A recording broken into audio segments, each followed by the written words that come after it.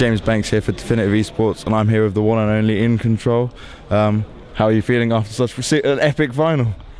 It's an interesting feeling. Oftentimes you watch a final, you enjoy it. It's more of a spectator thing. You're actually a part of it. For me, I want to contribute to it, but I don't want to take away from it. So I was getting a little bit nervous because I didn't want to say something stupid or stumble on words, which is what happens when you're under a spotlight, overlooking a lot of people. But the end product, I'm pretty happy with it. The games were good. I thought the stage was cool. It's not the same show as Stockholm, so there wasn't the glitter. There wasn't like a rotating camera and the music playing or anything like that. It wasn't like that. It was just more of about crowning a champion and having a victor in a tournament, and I think Dreamhack Summer did that. So looking at like you as a showman, you are loved by the crowd. Every time you popped up on the screen, how nice is that to feel so appreciated here? It's absolutely incredible. It really is. To be honest with you, I love playing the game, I love commentating the game, I love coaching the game, I love watching the game. I actually like everything about it. So to be in a position where people are asking me to go behind the scenes and do different parts, like being on the stage and presenting to an audience, or commentating behind a desk, it's a huge honor. Not everybody gets to do that. Not everybody has a skill set to do that. And I would not want to just play. I would not want to just do that, because there's other things this game has to offer.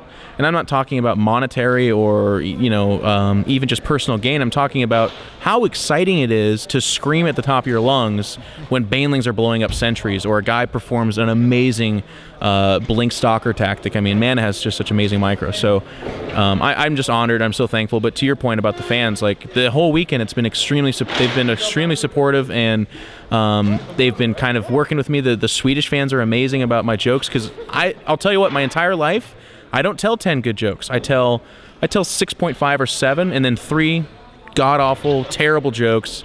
But here, they at least laugh alongside me at myself, and that makes it feel, it's great. It feels good. So we're talking about the fans. They are everywhere, and they're so close up to you. Do you like being this close to your fans, and any crazy stories to tell? Yeah, it's interesting. Idra's a big world traveler, so he's actually gone to European tournaments for a long time.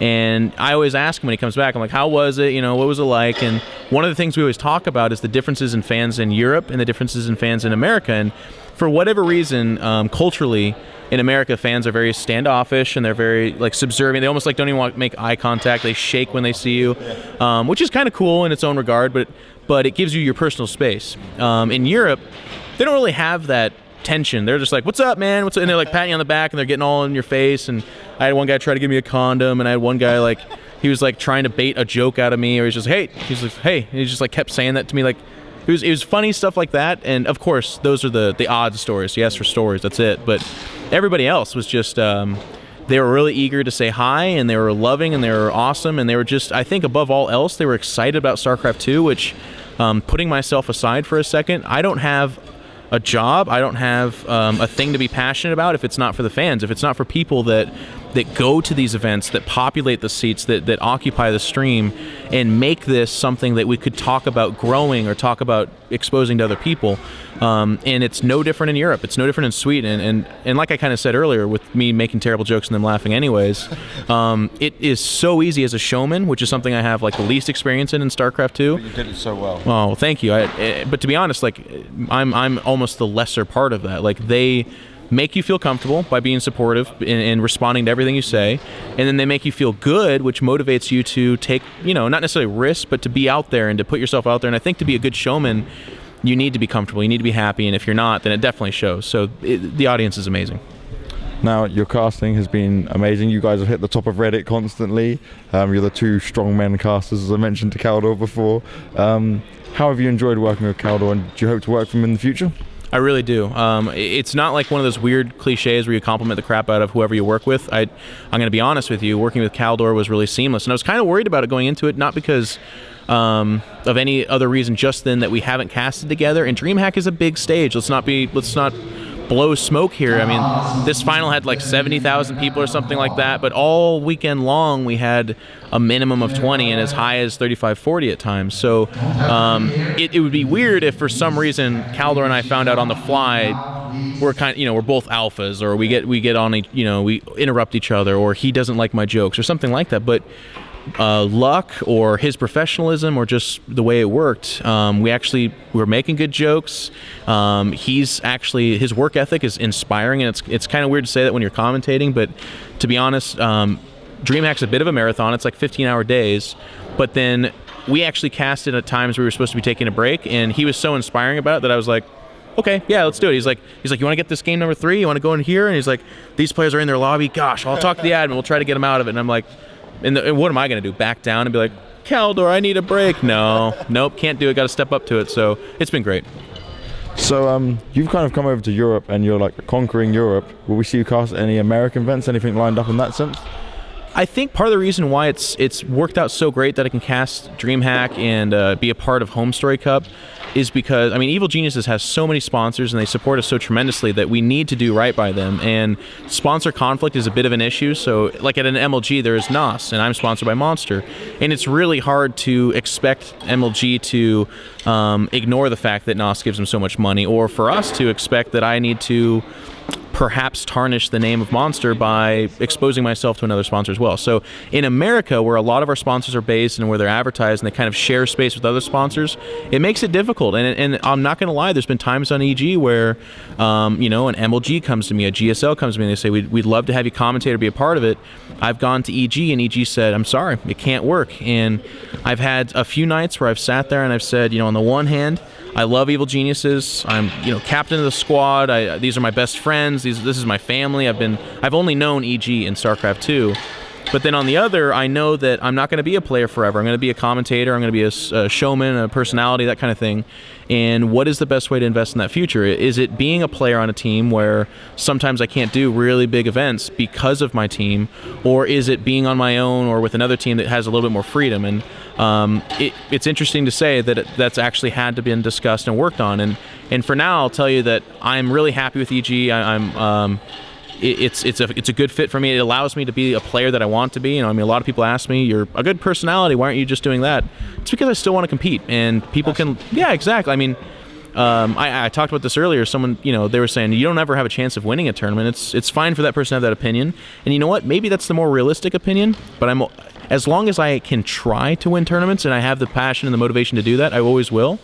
So this is a long-winded way of saying I can do Dreamhack, I can do Home Story Cup. I'm constantly looking for opportunities to do more stuff because I do want to eventually cast. But right now, as an EG guy, my options are a lot more limited. So I'm going to try round this up a bit now because we are being unpacked around behind us. And EG players at this event, a few upsets really, didn't do as well as thought. Did you miss the opportunity to be able to sit and watch all the games and kind of coach behind them, being the captain of the team? That's something that actually really pains me. I think if this was a more relaxed tournament, even as a commentator, I could have gone and helped them and coached them. But Dreamhack it's a marathon. It's bang, bang, bang. So people were talking a lot about the EG performance, cracking jokes about the final 16. But to be honest, you can actually go player by player. Huck lost one best of 3 this entire weekend. He actually beat really good players, including Slivko, who we would see in the round of 16. But because he lost that one best of 3 and because of how severe this format is, he's out. And then you have JYP. He lost one best of 3 as well, and he lost it to a really good Russian player. And to your point, if I was there, I would be able to talk to him and say, hey, you got to focus on this PvP. Because actually JYP on our team, above all else, he's kind of for a Korean, he's pretty wild. It's funny. He'll do crazy strats against players that he doesn't have to. He's just mechanically and just a better player. But because he takes such crazy risks, we've seen him drop some games he probably shouldn't have. And then you have Puma and Thorzane. Thorzane also occupied himself this weekend, winning the Swedish Championship, taking home, I think it was like $7,000 or $8,000. So I'm sure he doesn't feel too bad. He's also been jet setting between the GSL, America for MLG, and this in 1 week.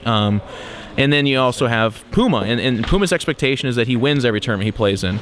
And when he falls short, losing to amazing, amazing players, he did not lose to a scrub. He lost to, I think he lost to, he lost to Stefano, I know, and then he also lost to Cytoplasm maybe, or someone. I think Cytoplasm was JYP. That was JYP. There was somebody, yeah. Anyways, the expectation is that he wins. So every time he doesn't win, people are quick to jump on that and say, what's going on? What's wrong with that? And as I always say, when our players don't achieve the success that they are expected to, I'm still proud of them. They played great, and it's good that people expect them to win. I want people to be upset, and I want them to poke fun, and I want them to question EG when we send 4 players to a tournament and they're like, why aren't they in the finals? Because I'll tell you what, it's a sad day when EG's not making finals, when they're not having good results, and people don't wonder why. They're not even asking why. They're completely okay with it, and they expect it. That's a bad future. Well, we were hoping for a Puma like Hero finals as well, but it didn't happen. So hopefully for next time, you've done a great job this weekend. Is there any final words you'd like to say?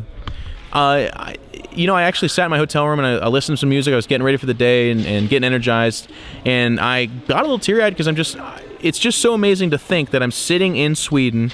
I'm hosting in front of a loving audience. I'm walking amidst the growth of the thing that I love the most. I mean, it was a couple years ago, I was working a 9-to-5 job in a mall selling video games to people that don't really care at a GameStop.